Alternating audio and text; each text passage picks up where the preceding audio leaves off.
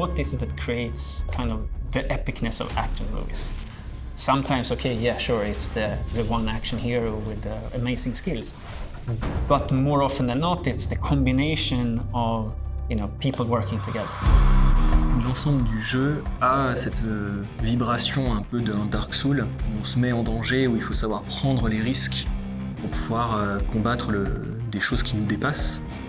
À chaque moment du jeu, on peut se retrouver en danger, à moins d'avoir réussi à réfléchir longtemps à l'avance et prévoir les coups. For example, a hero is about to get attacked, but somebody throws himself and takes his place. Kind of the gameplay all the way through. In order to heal your favorite character, you'll have to sacrifice another. I can feel their pain. On a la Blade Master qui maîtrise les arts de la lame. Elle est extrêmement dangereuse au corps à corps, mais fragile si on ne prend pas garde.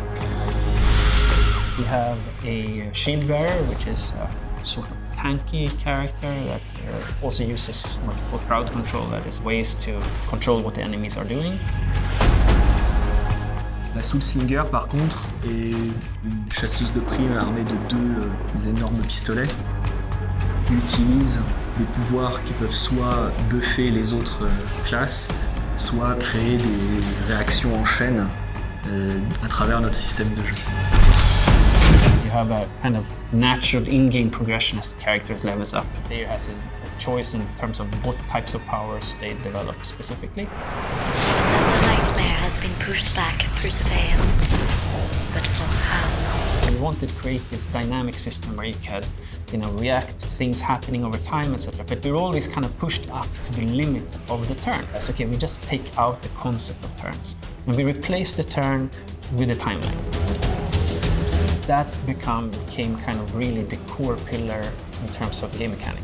It's not only the order in which a character moves, for example, but it's literally exactly when it's going to go. We wanted to make a game where the bosses are really meaningful. To get to this notion of the boss battles that you see in other types of games, that is about pattern recognition, identification of what the boss is going to do, and then kind of react to that. Life unworthy of life feeds our inquiry. What we do is a mercy to the world.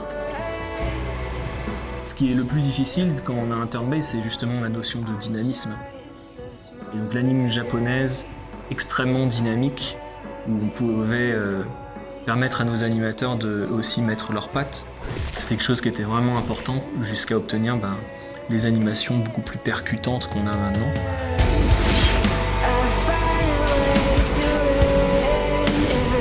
Je pense qu'est-ce qu'il y a de mieux que de styliser le mouvement jusqu'à obtenir quelque chose qui n'est pas possible et pourtant qu'on reconnaît ou qu'on fantasme dans le monde réel.